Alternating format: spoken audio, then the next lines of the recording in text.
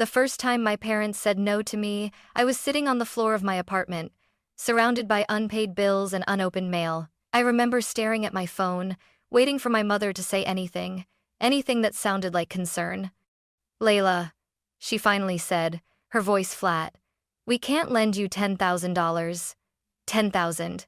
Not for luxury. Not for comfort. Just to keep my life from collapsing." I thanked them anyway. I always did. Years passed. I rebuilt everything on my own, slowly, painfully, quietly.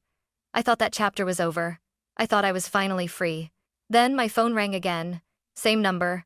Same voices. This time, my father didn't hesitate. "We need $500,000, he said, "for your brother's wedding." I actually laughed, because I thought it had to be a joke. It wasn't. When I said no, the silence on the line felt heavier than all the years they'd ignored me. And that's when I realized this was never just about money. I used to believe that if you worked hard enough, asked politely enough, and proved you were responsible, family would meet you halfway. I believed that because I had to. Letting go of that idea would have meant admitting something far more painful. Back then, my life was unraveling in quiet, humiliating ways. Not the kind of collapse people notice, no dramatic headlines, no sudden disasters. Just invoices piling up, contracts ending without renewal, and that constant tightness in my chest every time my phone buzzed. I was running my own small consulting business, and one bad quarter had turned into 3. Clients vanished. Expenses didn't. I did what everyone says you should do. I cut costs. I downsized my apartment. I sold furniture I loved and pretended I didn't care. I stopped going out, stopped replacing things when they broke, stopped sleeping through the night. Still, it wasn't enough. That's when the numbers started haunting me. $10,000. With it, I could catch up on rent, stabilize my cash flow, and buy myself time. Without it, I was going to lose everything I'd spent years building. I stared at that number like it was a cliff edge. Calling my parents was the last thing I wanted to do. I hadn't asked them for anything since college. I was the independent one, the daughter who figured things out, who didn't need help, who always reassured them, "I'm fine, really," even when I wasn't. But desperation has a way of stripping pride bare. I drove to their house on a gray afternoon, rehearsing my words the entire way. I told myself I wouldn't sound emotional. I wouldn't accuse. I would be practical. This would be a loan. I'd bring paperwork. I'd make it easy for them to say yes. We sat at the kitchen table. Same table where I'd done homework as a kid. Same faint smell of coffee and cleaning spray. My father sat across from me, arms folded. My mother stirred her tea over and over, even after the sugar was gone. "I just need a short-term loan," I said. My voice sounded steadier than I felt. 10,000. I'll pay interest. I'll put it in writing." My father didn't ask for details. He didn't ask how bad things were or how long I'd been struggling. He just leaned back and shook his head once. "That's not something we're comfortable with," he said. I waited. For a follow-up. A question. Anything. My mother finally spoke, eyes still on her cup. "You chose a risky path, Layla. We can't step in every time things get hard." I remember nodding like that made sense. Like I hadn't spent years being careful. Like this wasn't an emergency. "I understand," I said. The words tasted bitter. "I just thought since it's temporary." "We have other priorities," my father cut in. "We need to think about your brother's future." There it was. Ryan. Always just out of frame. Always the unspoken reason. I didn't argue. I didn't cry. I didn't remind them of how often I'd helped him, covered for him, encouraged him when no one else would. I just smiled, thanked them for their time, and left. I sat in my car afterward, hands shaking on the steering wheel, staring at the house like it might say something if I waited long enough. It didn't. That night, alone in my apartment, I realized something had shifted. It wasn't just that they'd refused me money. They'd refused to see me as someone worth risking anything for. And that realization stayed with me quiet, heavy, and unresolved for years. After that day, something inside me shut down, not loudly, not dramatically, but with a quiet finality that scared me more than anger ever could. I didn't call my parents to argue. I didn't send long messages explaining myself. I simply disappeared from their emotional orbit. If they wouldn't step in when I was drowning, then I would learn how to swim alone. The months that followed were brutal. I took on every project I could find, no matter how small or exhausting. I worked late into the night, answering emails at 2 in the morning, convincing myself that sleep was a luxury I couldn't afford. I negotiated payment plans with landlords, stretched groceries into days, and learned to live with constant anxiety humming under my skin. Some nights, I sat on the edge of my bed, staring at the wall, wondering how close I was to losing everything. Other nights, I forced myself to plan spreadsheets, projections, backup plans, because planning made me feel like I still had control. Slowly, painfully, it started to work. One client led to another. A short contract turned into a longer one. My bank balance stopped dropping and started inching upward. I wasn't thriving, but I was surviving. And with each small win, something else grew alongside my finances. Distance. My parents never checked in. No. How are you holding up? No. Do you need anything? No acknowledgement that I'd ever been on the brink. But Ryan, my younger brother, was everywhere in their lives. I heard about him through secondhand comments and casual mentions. Ryan had quit another job. Ryan was exploring opportunities. Ryan needed help with rent again. Ryan wanted to travel to clear his head. And my parents paid. Every time. When Ryan struggled, it was framed as potential. When I struggled, it was framed as poor decision-making. I told myself not to be bitter. I told myself I was imagining the imbalance. But deep down, I knew better. I'd always known. By the time I was stable again, truly stable, I had changed.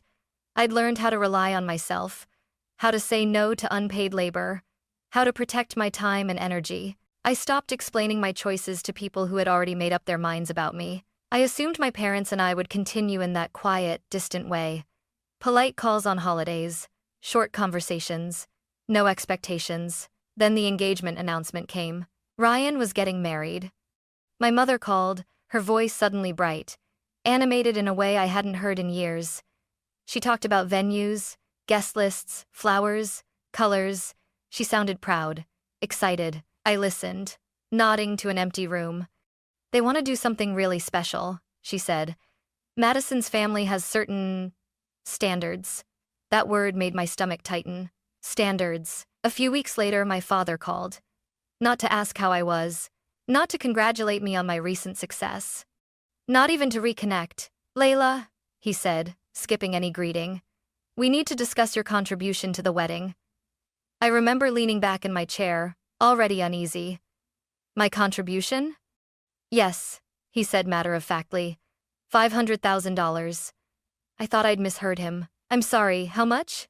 500, he repeated. It's important we present ourselves properly. Ryan can't fall short compared to Madison's family. I felt something cold spread through my chest. You refused to lend me $10,000, I said slowly. When I was desperate. That was different. My mother snapped from the background. Different. Because I was the wrong child. Because my crisis wasn't worth the risk. Because my survival had never been the priority. I won't do it, I said, my voice calm in a way that surprised even me. I'm not paying for this. The silence that followed was thick, loaded. My father spoke last. If you don't support your brother, he said, then don't expect to be treated like family. The call ended. I stared at my phone, hands steady, heart racing. For the first time, I didn't feel crushed. I felt clear. Because now I understood. The distance I'd built wasn't something to fix. It was something that had saved me. I thought saying no would end it. I was wrong. The pressure didn't come all at once. It seeped in from every direction, subtle at first, almost polite. My aunt left a voicemail that started with concern and ended with disappointment. A cousin sent a long text about family unity and how weddings were once-in-a-lifetime moments. Even an old family friend messaged me on social media, reminding me how much my parents had sacrificed for us growing up. No one asked how I felt. No one mentioned the $10,000. No one acknowledged the years I'd spent rebuilding my life without help. The message was always the same, just dressed up differently. Be the bigger person. Ryan reached out last. Layla, he wrote. I didn't expect this from you. I stared at the screen for a long time before replying. What did you expect? That's when he called. His voice was tight, wounded. Do you know how this makes me look? Madison's family is covering so much already. Mom and Dad are under pressure. So am I said quietly. This isn't about you, he snapped. This is my wedding. I closed my eyes. When I asked for $10,000 to keep my life from collapsing, that wasn't about me either. It was about survival. He went silent. Then he sighed. Like I was the problem. You've always been dramatic. That word dramatic landed harder than I expected. It was the same word my parents used whenever I expressed discomfort, whenever I pushed back, whenever I didn't quietly absorb disappointment. I'm not dramatic, I said. I'm setting a boundary. He laughed bitterly. That's just a nice way of saying you don't care. I ended the call. Over the next week, the tone shifted. Politeness gave way to accusation. My parents sent messages questioning my character, my gratitude, my loyalty. My mother wrote, "We didn't raise you to be this cold." My father warned, "Actions have consequences." I didn't respond. Instead, I started documenting everything: screenshots, timestamps, notes. Not because I wanted a fight, but because something in their words felt different this time. Sharper. More insistent. Like they believed pressure would eventually force compliance. At night, I replayed old memories I'd tried to forget. The way my achievements were acknowledged with nods, while Ryan's smallest wins were celebrated. The times I was told to understand because I was older. Stronger. More capable. I realized then that this wasn't about a wedding. It was about control. For years, I'd been useful when I was quiet and accommodating. The moment I said no, truly no, I became a problem to be corrected. The wedding date crept closer, and with it, the tension. I knew they expected me to break, to show up with a check and a forced smile. But something had changed. I wasn't desperate anymore, and I wasn't alone in my own head. For the first time, I wasn't asking myself how to keep the peace. I was asking myself how far I was willing to let them go, and whether I was finally ready to let them face the answer. By the time the invitations went out, I had learned something important. No amount of explaining would ever be enough for people who were determined not to understand you. My parents stopped hinting and started demanding. My mother called one afternoon while I was working. I almost didn't answer, but a small part of me still hoped ridiculously that she might say something different this time. "Layla," she began, her voice strained. "Your father and I are under incredible stress." I stayed silent. "You know how people talk," she continued. "Madison's family is watching everything, every detail. If we fall short, it reflects on all of us." "All of you," I corrected calmly. "Not me." There was a sharp intake of breath. "How can you say that? You're Ryan's sister." "I'm also the daughter you refused to help when I was desperate," I replied. My voice didn't shake. That surprised me. She lowered her tone, switching tactics. "We raised you. We sacrificed so much. Is this how you repay us?" I closed my eyes for a moment. This was the script I'd known my whole life: gratitude used like a leash. "I'm grateful," I said, "but gratitude isn't a blank check." She didn't respond right away.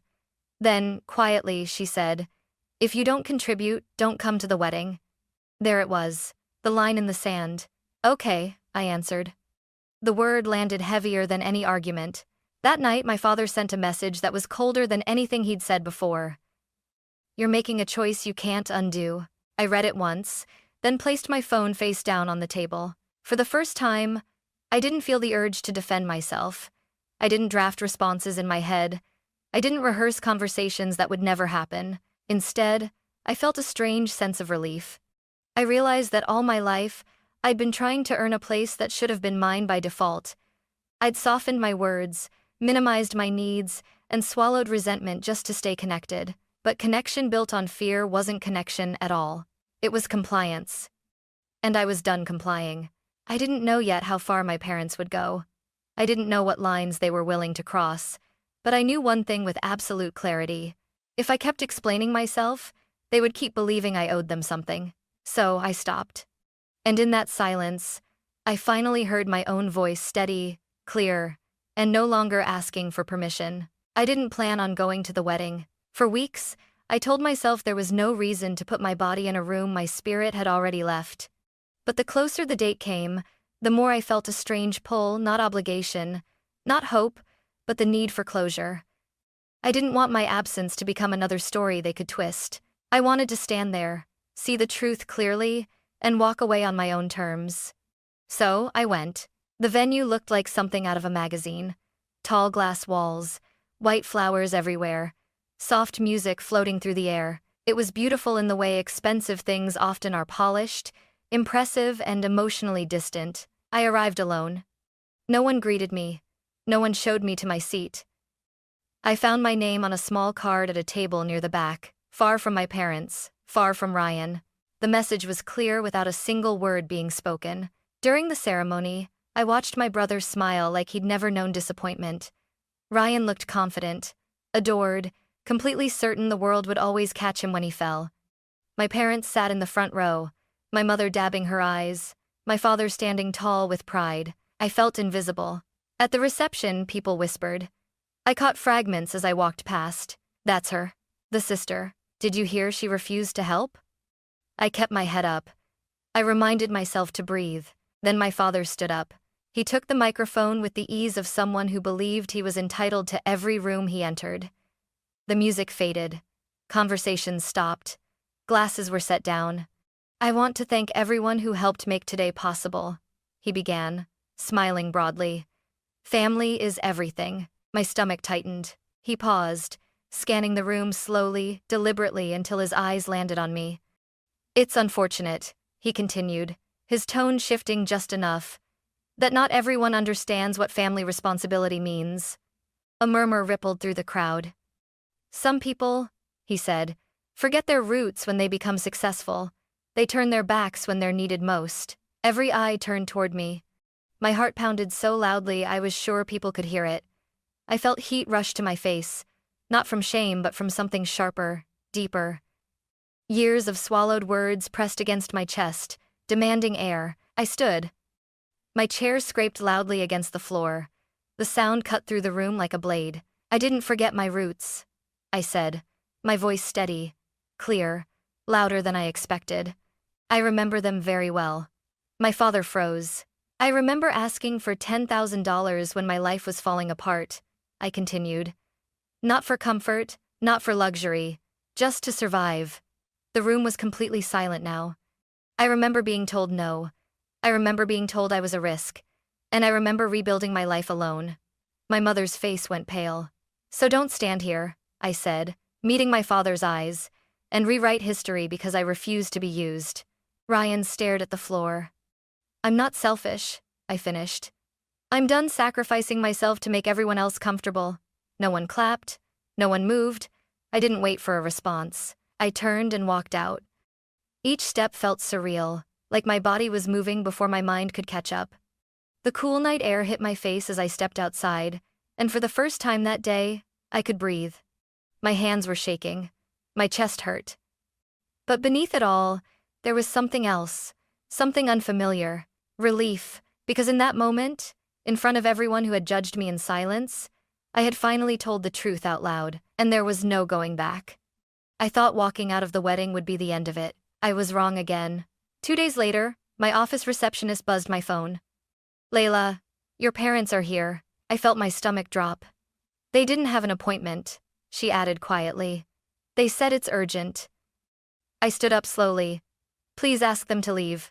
Before she could respond, I heard my father's voice echo down the hallway low, controlled, and unmistakably angry. So this is how you live now, he said as he stepped into my office without permission.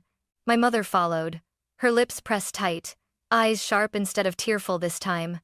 There was no apology, no embarrassment about the scene at the wedding, only resentment. You humiliated us, my father said, in front of everyone. I stayed behind my desk, keeping distance between us. You humiliated yourselves.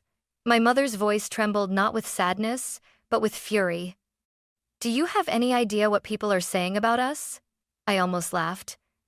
What about what people said about me? I asked. For years. My father leaned forward slightly, lowering his voice. You've crossed a line, Layla. You don't get to turn your back on your family and walk away clean. Something in his tone made my skin prickle. It wasn't grief. It wasn't disappointment. It was pressure. Please leave, I said calmly. If you don't, I'll call security. My mother scoffed. You wouldn't. I pressed the button under my desk. When security arrived and escorted them out, my father looked back at me, eyes hard.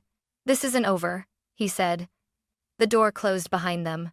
I sat there for a long time, staring at nothing, my heart racing not with fear, but with certainty. That was the moment I understood something critical. This was no longer a family conflict. It was a boundary being tested, and I was done letting anyone cross it. I didn't sleep much after that. Not because I regretted what I'd done, but because my instincts were finally awake. Every text message made my shoulders tense. Every unknown number felt heavier than it should have. I realized how used I was to brushing things off, telling myself they don't really mean it, they're just emotional, it will blow over.